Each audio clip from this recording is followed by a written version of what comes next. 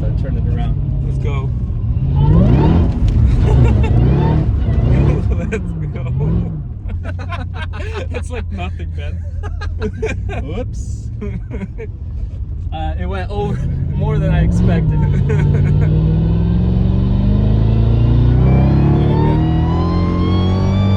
I'm like, the whole time I feel like the wheels are just peeling, you know? Yeah. I've driven with Sasha in it once and she's like, I'm good. What's up, everybody? Welcome to the Novichenko Whips YouTube channel. Today we're doing something interesting, something I've never done or something I've never messed with before, but I'm pretty excited. And that you might be seeing right behind me, sitting on top of our M113K Mercedes-Benz engine, is our Star Xentry prehistoric Windows Intel Centuro laptop running, I think, Windows XP, or definitely not 95. Anyway, the Mercedes Chop Shop on Instagram, shout out to them, helped me source a Xentry laptop with Xentry installed and the DAS diagnostic equipment to pretty much, I think what this does is like go to serial, and then it also plugs into your OBD2 port on your car. And then you can see the serial output goes into your laptop. So lots of fun transformation going through that box. I'm not too well versed on what that is. I will share you the links. There are cheaper options than from Mercedes. This one can be bought from China, from those websites, as you know, those eBay Chinese counterparts. But we're gonna go and hook this up and just try to figure it out, because I've honestly not even messed with this before. I know there's a couple things I want to achieve, and that's mostly idle speed adjustments. With the bigger throttle body, I want to raise the parameters to their topmost limits so the car doesn't complain and throw any limp modes. So we're just gonna explore together. Let me connect all that together, put it in the OBD2 port, and we're gonna get in the car and start clicking around.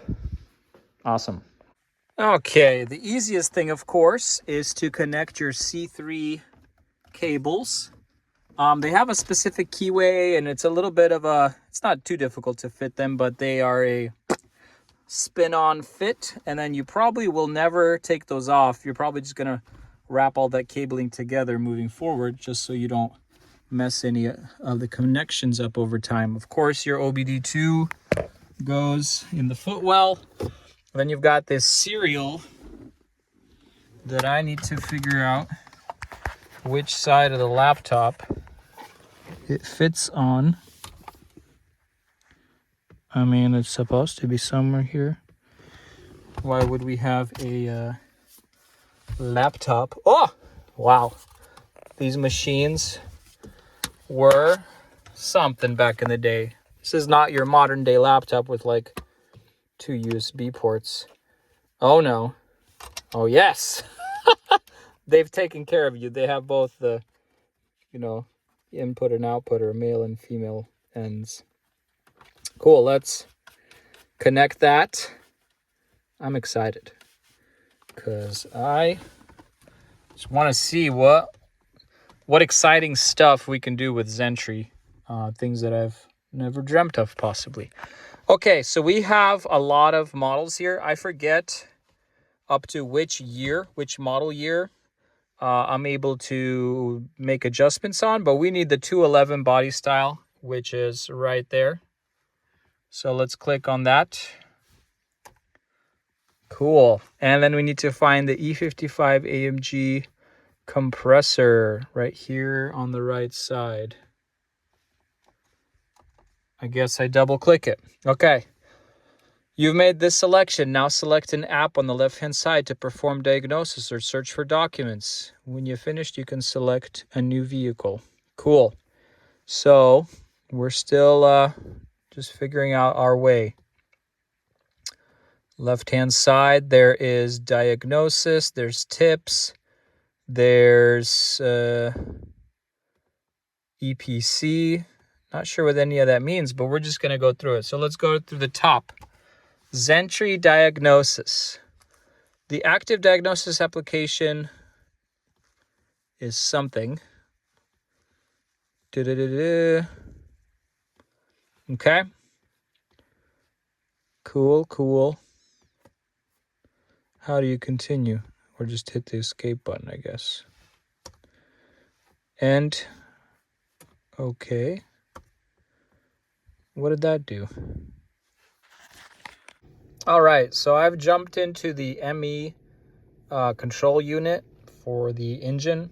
Kind of clicked around a little bit.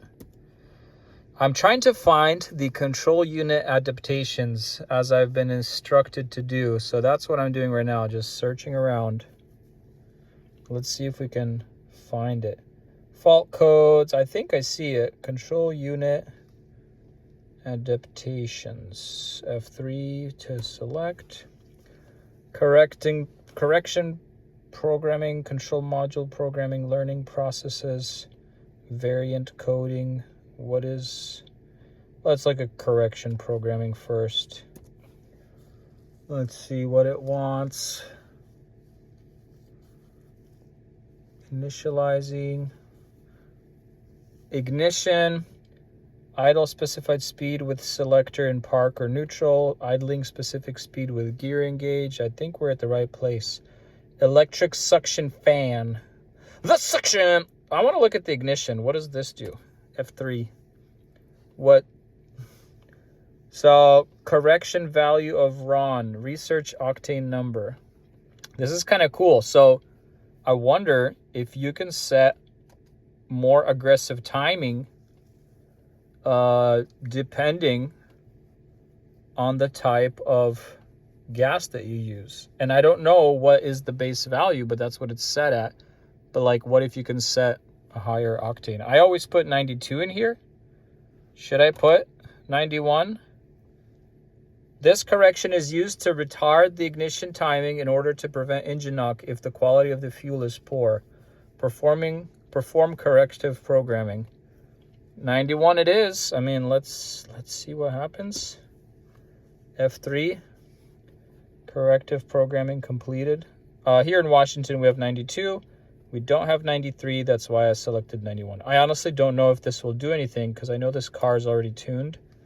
But it can't hurt, especially if it's like base value was, 89 or who knows, lower possibly. So we'll see. F2. Okay. Idle speed selector lever in park and neutral. F3 to jump in there. So corrective programming of idling speed. So you kind of need to, I think, meet all these parameters to be able to program this. So I think I'll have to do this tomorrow after I drive home from work. But this is cool that I can do all this. Idle speed with gear engaged, F3. Let's see what that's all about. Same thing. You have to be engine running. You have to be warmed up to do this corrective programming. Very cool. Electric fan. What's that all about? Yeah, I guess it's just whatever it is. Electric fan. Interesting stuff. Let's go back up. Control module programming. What's up in here? Make sure the diagnostic plug is blah, blah, blah. F2. How do I keep going?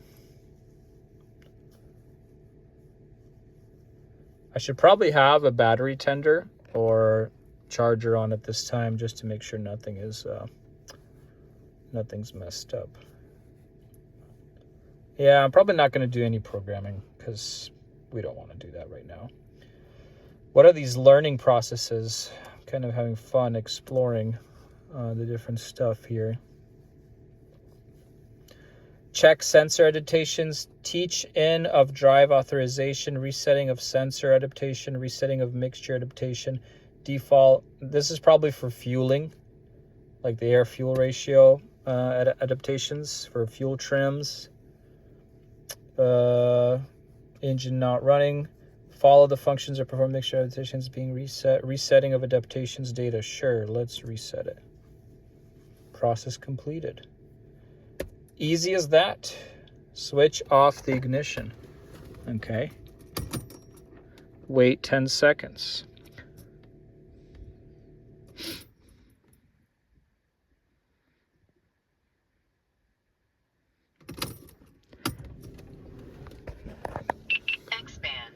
Ignition is back on.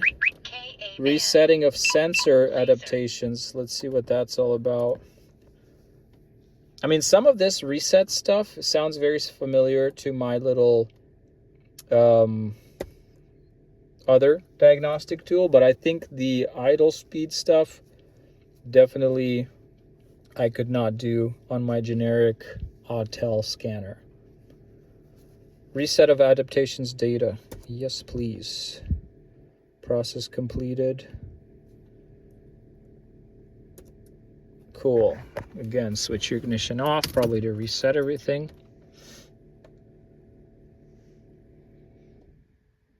Give it 10 seconds. Boop. X-band. K-band. K-A-band. Cool. Laser. Check sensor adaptations, teach-in of driving. None of that stuff is too exciting for me right now.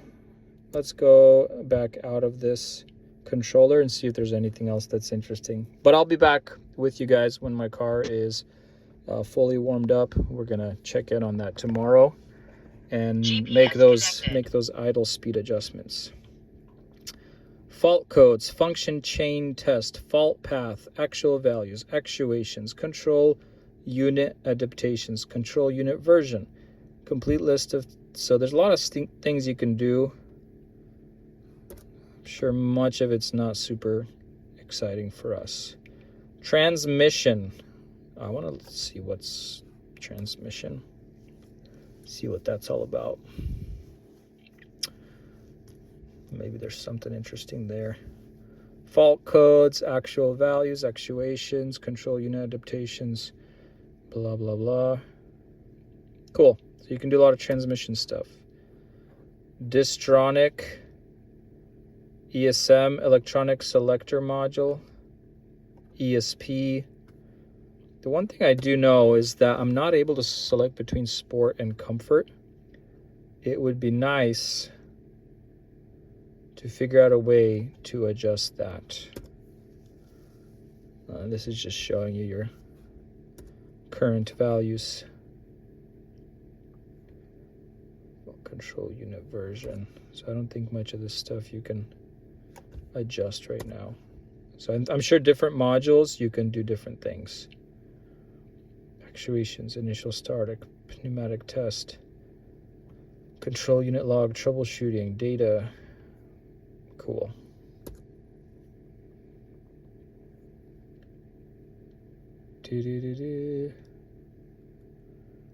Very cool. Let's go back up. Engine management, control units in the engine compartment can test. So there's transmission and chassis, complete vehicle body communications, transmission control automatic. That's what we have.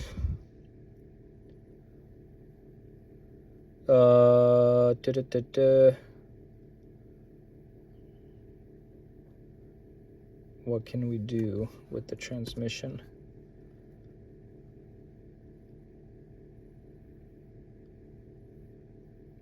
Wow. Yeah, there's a lot of stuff. Actuations, initial startup, control unit adaptations, diagnosis. I don't wonder what kind of adaptations you can do in the transmission. VIN, so you have to enter your VIN and stuff. Not gonna do that right now. Oil level check. Not so exciting. Chassis. What can we do with the chassis? ESP, tire pressure, level adjustment. So all the air suspension is torn out on this car. I wonder if everything's been set to like not complain about that.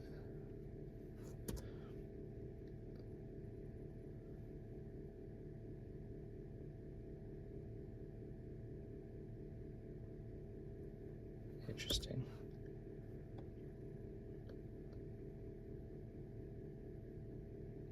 Okay, I'll figure more of this out and come back to you guys with more useful.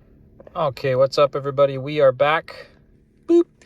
We are now going to try and reset our adaptations for fueling. And then we're also going to try and see if we can set the idle speeds higher, the acceptable idle speeds higher. So that the car won't complain too much about jumping into various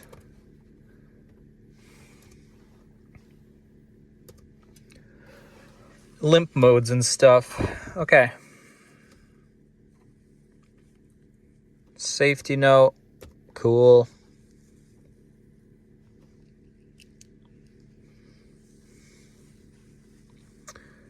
Data retrieving, control unit versions, actuators fault test, actuations, actual values, adaptations. There we go. Variant coding, learning processes, correction programming, current module control module programming. Let's try some of the learning processes. I'm sorry. Teach in of drive authorization, check sensor adaptations, resetting of sensor adaptations. Let's do that.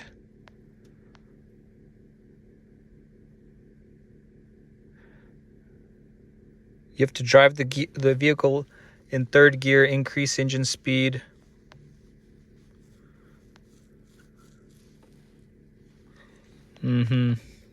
Anyway.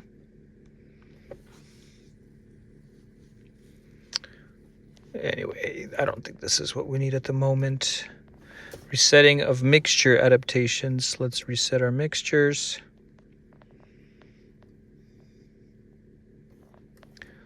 What are the preconditions?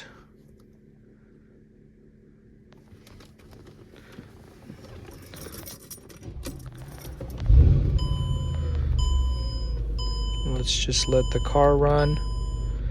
Process running. Okay, the car has to be not running. Apologies. The prerequisites were not met. K-band. K-A-band. Learning the system. Laser. Okay, process GPS running. Connected. Ignition on. Try it again. X-band. K-band. K-A-band. Laser. Procedure failed. GPS connected. Forget you. Switch the ignition off. Waiting 10 seconds. Oh, these tools are definitely a little bit crude compared to like modern day stuff. X-band. But I think the reset occurred. K-band. K-A-band. Might as well reset the Laser. adaptations, right? Let's see if it just does it. GPS connected.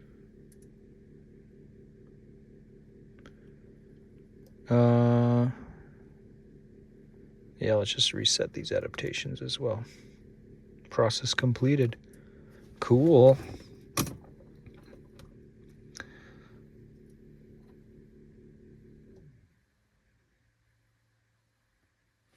Only a couple meters of cable in this huge hunker, serial whatever adapter, to get your tuning done. No kidding. Okay. Check sensor adaptations. Let's check them.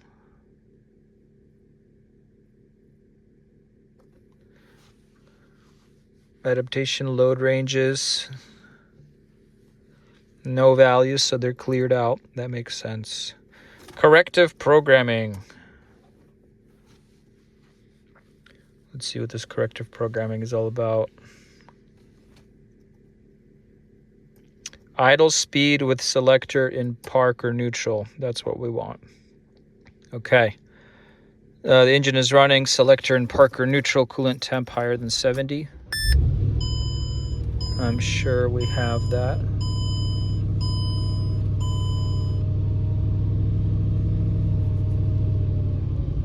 Okay. F2. Gotta let this idle come down.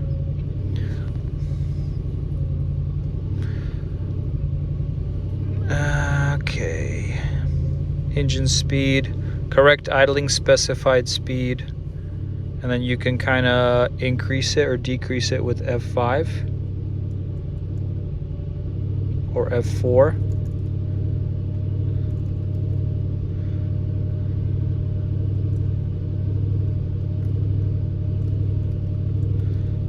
Like, how far can I increase it?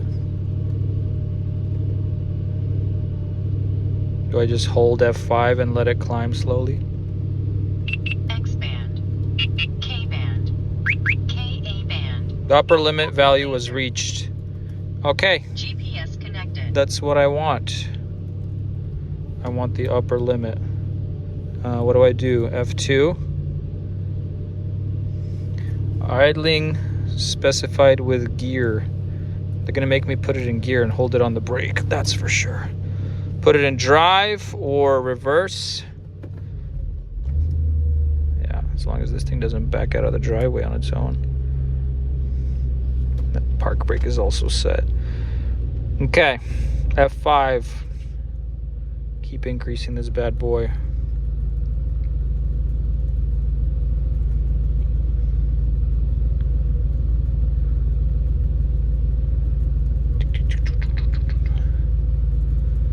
Come on.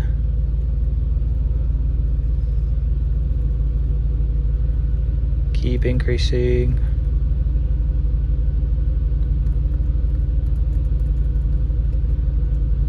I'm just gonna wait until it tells me that I'm at the upper limit again. Upper limit. Okay. We're done here. Let me also try to restart the engine. Just running a little high. X band. K band. KA band. Electric suction fan, airspeed GPS for air connected. conditioner.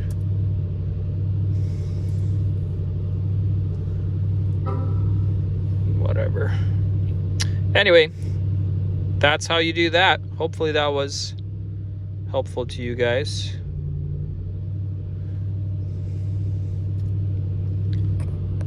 Something I found on the AMG, if it just starts to act up a lot, you can disconnect the battery negative like overnight, or I don't know, I think it's like 15-20 minutes for everything to discharge, and it definitely clears all the learning tables. For example, you saw the video of me clearing all the adaptations with Xentry, the laptop, and when I started the car, it seemed to me like it was just pretty unhappy, and it just had a super high idle. Probably the throttle body needs to readjust or relearn itself, but let's see. Car is fully cold now. Put the key in the second position, and you're gonna hear the throttle body do its clickety clacketing.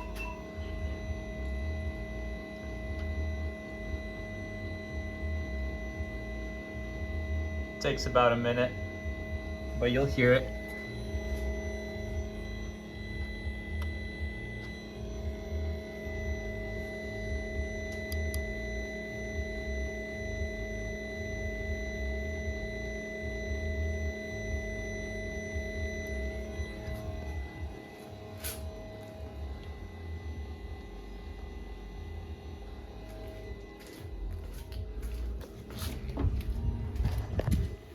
Ugh.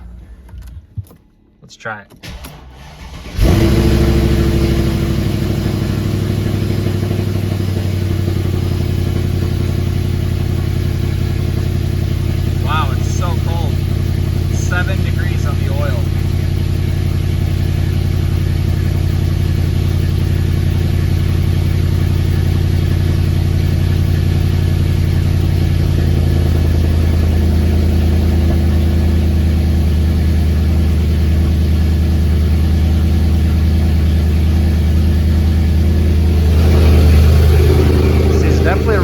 clutch again because all the trim tables have been cleared out.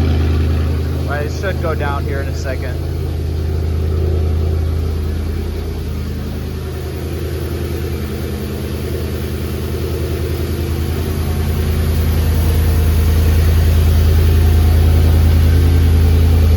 Okay, so after a second start, seems to be back to normal now with the idle.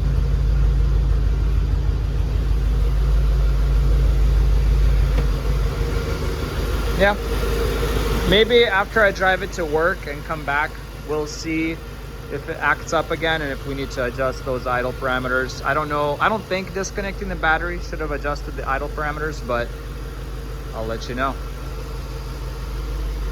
She's a project. Let's go pick up a grandma, bro.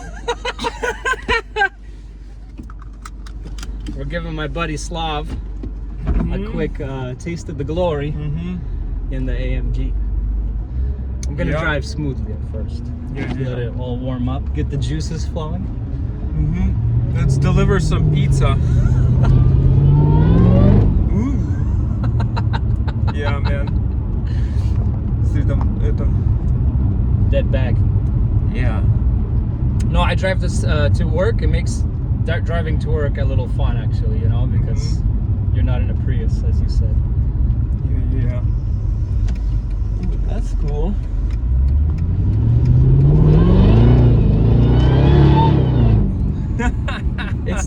It's not a calm car. It just wants to go. Just peels off right away. To warm up the I love the tires. sounds. Yeah, they're not gonna warm up. It's a little wet. That's the thing. If there's no traction, it struggles. It's not the same, yeah. No, you like when it's dry, you get traction by second gear and it pulls.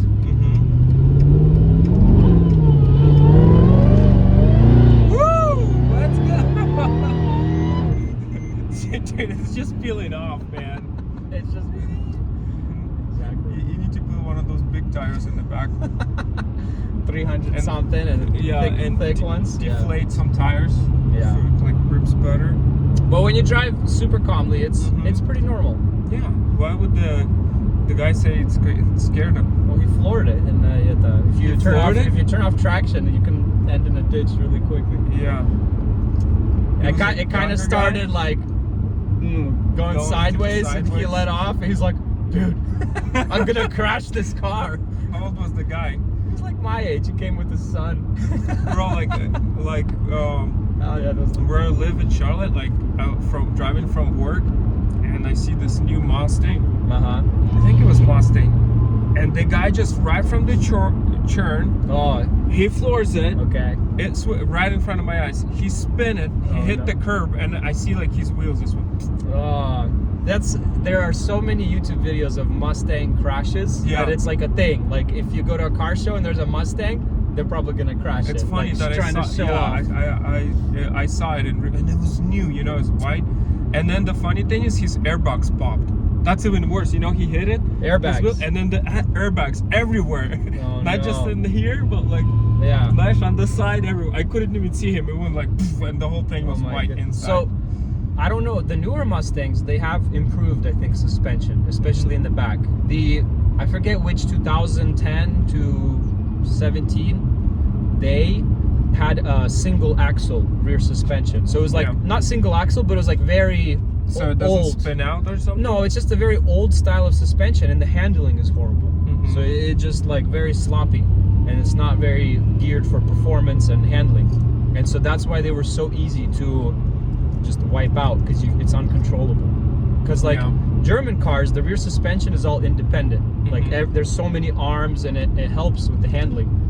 Whereas on those cars, I guess it was just cheaper to do. Like, I don't even know if they had springs. They may have had like truck style, you know, the truck style there you go, leaf cars. springs.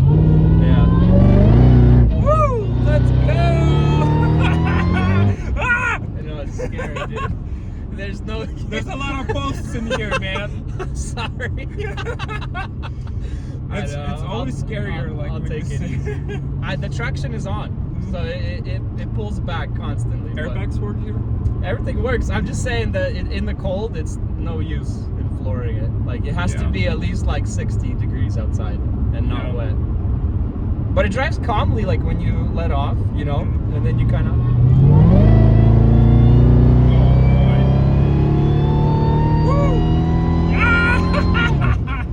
You know the roads? Yeah. Because I don't.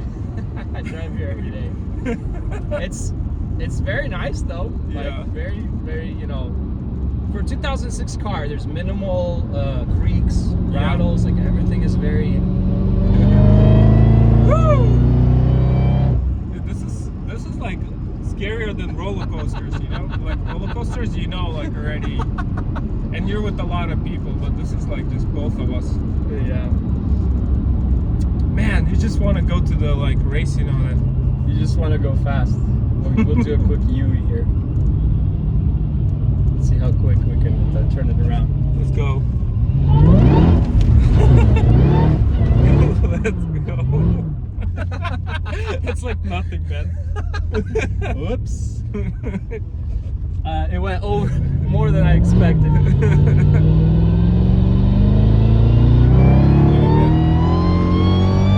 I'm like the whole time I feel like the wheels are just feeling, you know? Yeah. I've driven with Sasha in it once, and she's like, "I'm good, man." Like, she's like, "I don't like it." But for honestly, like everything that this car's been through, I think it's in great driving order. It's a beast. But it's asking for like go. No, it just wants to go. But it's interesting how like I don't hear the sound. Like right now, it's calm, and then you step on it. Don't hear once you step on it. You No don't hear drone. it. I like that. I like it a lot. Yeah, I had a 3 Series, and it had like an exhaust work. It was so drony. I disliked it. I sold it mostly because I got annoyed of the sound. I even put on a muffler. It would just made the drone quieter, but it was still like like driving. You're like get a headache after half an hour. Yeah, it's just burr, burr, burr. But this is like once you press it, like it's there. Like how do you like they do like the fire from the back? Oh, like you ever done that before? You can do it in the tune. So you just dump extra fuel, and then you do late ignition. So it ignites the fuel not in the engine but already in the exhaust, and so all that fire comes out the back. Because they do that a lot. Like it's very popular now. Yeah, over there they do so much. Flame tunes. Like I'm sleeping at night and I hear like gunshots. That's what it sounds like. Like it is gunshots. It's always the BMW guys. Yeah. Over here, the Subaru guys, they all want. They want that verbal stuff. tune. I recommend everybody not to do it. It's not healthy for your engine. Yeah. It kind of. But like it doesn't give more horsepower or anything. No. It's actually like in racing they would do that to cool kind of your exhaust, so to speak, or you try to cool things. Or by also doing that, like you cool things. Sure, because you're dumping extra fuel, it should be cooling the cylinder a little bit. You know, because a race car, they're constantly redlining. They want to, like when you're in a corner, you let off throttle. They want to try and cool the cylinder a little bit, so they just dump extra fuel. It's a couple degrees difference, but it's better than no fuel. Yeah. Because no fuel means hotter. And then also they do it for like better boost, especially on a turbo car. It's like the anti-lag. Yeah. They keep the explosion going, so the turbo keeps spinning. So there's a couple reasons why, but people in the street, they just do it for the sounds. And I don't know, your engine will probably last less doing that than not doing that. Everything works, man. Like heaters. I think there's a couple things about the center console that I think some buttons don't work, but it has distance keeping cruise control. It's like I think they just started doing it in like 05, 06, so it has like a cool option for that. It will avoid the crashes. I don't know about that. It'll beep at you. Yeah. Here, we could try another second gear, right?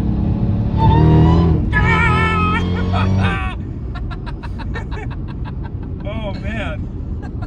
We both have kids, bro. I was only like half throttle. Oh, Sana, where are you at? I can hear you from a mile away. Hi, babe. Amazon. Yeah, we're here. I'm like 5 seconds. Можешь уже выходить.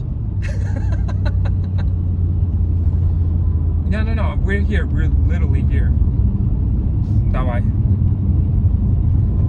Okay, sounds good. She looked disgusted with us, bro. The look on that lady's face. The look on the face. She looked so disgusted We're like- with us, and yeah. she's like Oh, yeah. walking her dog. Bro, the HOA loves me. Yeah, they know you? Well, it's a HOA neighborhood. Yeah. I've only gotten one complaint ever for exhaust noise or whatever, and it was just right when we moved in. Bro, I would definitely buy this car and drive it. It's fun. Yeah, it's honestly it's a lot. As long as it doesn't Break. have any break. As long as it as doesn't break as and long have as any it problems, then this doesn't thing is fun. Blow up. And it doesn't, right? You said you drive to work and everything. Yeah, pretty much.